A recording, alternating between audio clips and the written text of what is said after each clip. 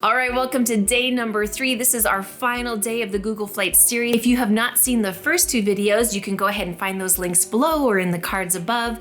But today is going to be the final day of all of the little tricks and tools that you can use to bring that price down and find better pricing, and also find out when to buy, because when you actually press that purchase button does matter. So we're going to be talking about that all today. Are you ready? Let's go.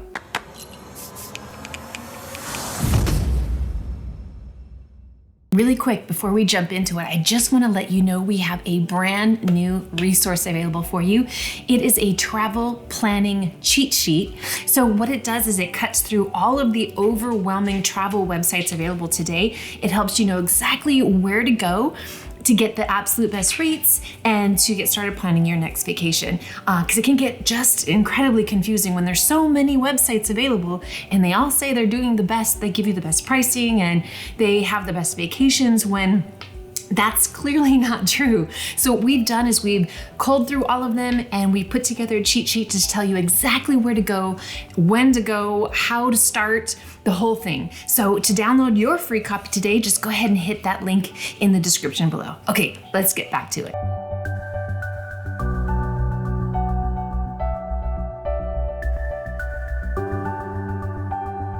Let's go back and let's say we're going to take this flight. I say select flight.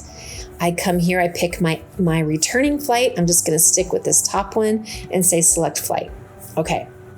Now, this is not showing it at the moment, but one thing I want to tell you, remember when we first went through and simplified it and this said 521?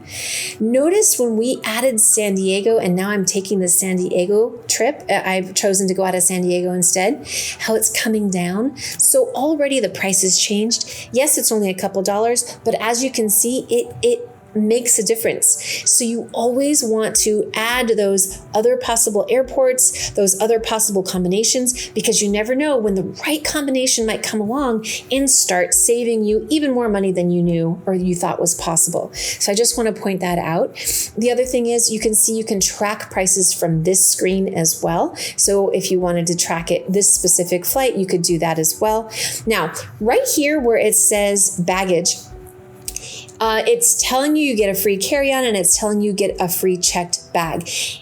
If there was anything else regarding baggage, this area would pop up and give you more details about that price and let you know.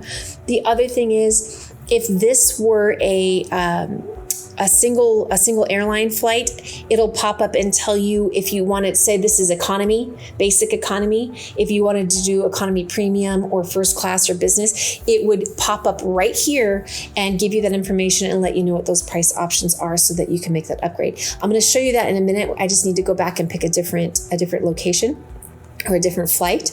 But anyway, I wanted to show you those things. Let me go back and show you a different flight so that I can explain a little bit more about what this is and how you can use it. Okay. Now, what I've done is I have changed it to nonstop. I just wanted to see what price would be if I wanted to go nonstop. But look at what Google did. They popped up this notice saying, hey, if you change your dates just slightly, you can actually save quite a lot of money. So down here it's saying it's $11.82, but if we change our dates, we can get our flight for $8.64. This is another reason why I like Google. They look at these things and let you know if there's a possibility that you might do better. And it doesn't always come up if it's like a small price difference, but when it's a large price difference, they usually try to give you that. So let's just go ahead and say we're going to do that. It was saying January 22nd, I think it was to the right here, $8.64. If I come back, just simply make one change. Instead of coming back Friday the 29th, I come back Saturday the 30th, I can save a ton of money. So I'm going to go ahead and toggle that on and it will add it to my results so that it'll be available for me. So now you can see the $8.64 is available and it looks like it's on Air Tahiti Nui.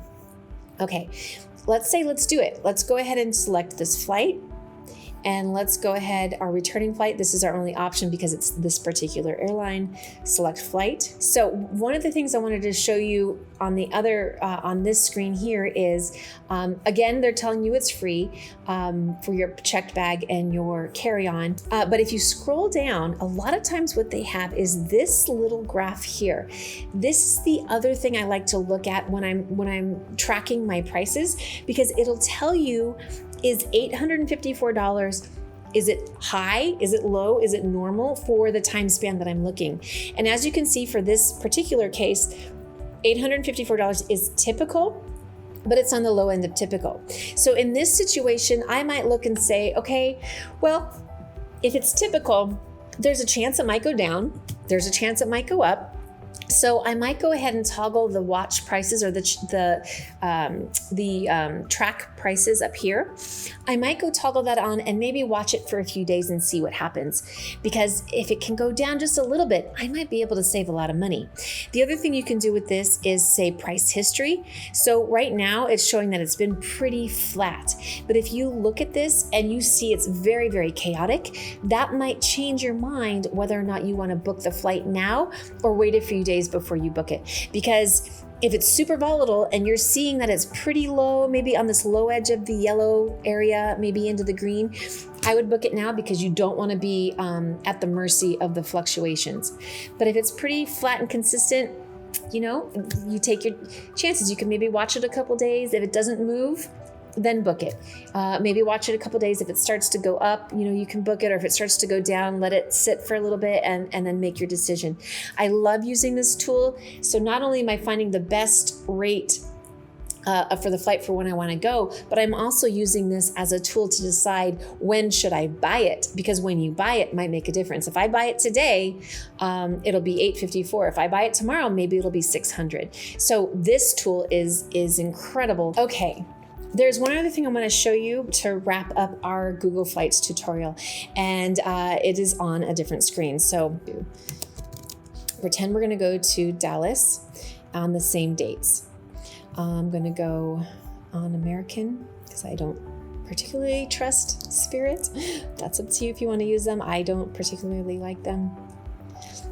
Okay. This is what I wanted to show you. Say we're going from LA to Dallas. This is the flight that I chose. I picked my outgoing, I picked my returning, and now I'm on this next screen. When we were looking before to Paris, there was that one section was right here talking about checked bags. But this is actually the other option I wanted to show you. So when I was talking about whether it's basic economy, a premium economy, this is what I meant. So for this particular flight, this price combination for $181 is for the main cabin. So I can clearly see what I get. I get free seat selection, I get ticket changes, I get one free carry-on, and I get my first checked bag free.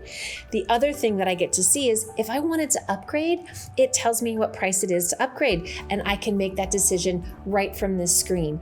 If there were other options, and what I'm guessing is maybe perhaps sold out or not an available option, but if there was economy premium, if it was basic economy versus something else, I would see those options and see what it included and be able to make that choice from there.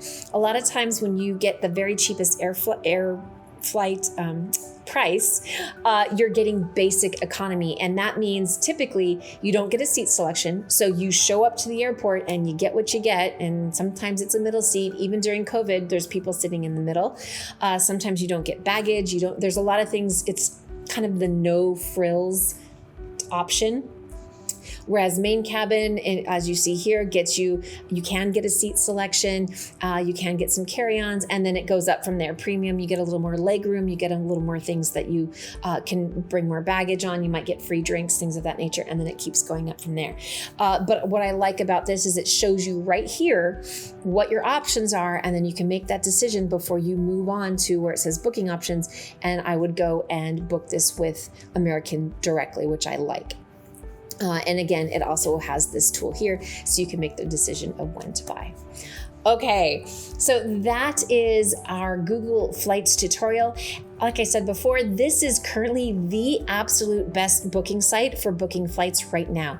If something else comes to the front, I will absolutely retape this video and give you a full tutorial on that as well. Also, please, I encourage you to subscribe to our YouTube channel, where I am always doing head-to-head competitions with other website booking engines, and in this case, Google. So I have done Skyscanner versus Google, Momondo versus Google. We're going to be doing Kayak and Expedia and everybody else as well. So you can always stay up to date on the absolute best website for booking your flights, and then have that confidence to know you're getting the absolute best deal available. Alrighty, so that is our third and final of the Google Flights series. All of the tips and tricks that make Google Flights the best engine right now, the best website right now for finding all of your flights. Now, as we compare and contrast other flight websites and travel websites, if we find one that's better, we will most definitely update this here, and we will always bring you head-to-head competitions, so you're always in the know of which website is the best for finding your flights. Now, if you'd like to go ahead and learn 5 more tricks for finding the cheapest airfare, go ahead and take a look at this video here. And if you enjoyed this video, please consider giving us a thumbs up and hit the subscribe button. We'd love to have you join us. And other than that, I will see you on the next video. Take care. Bye-bye.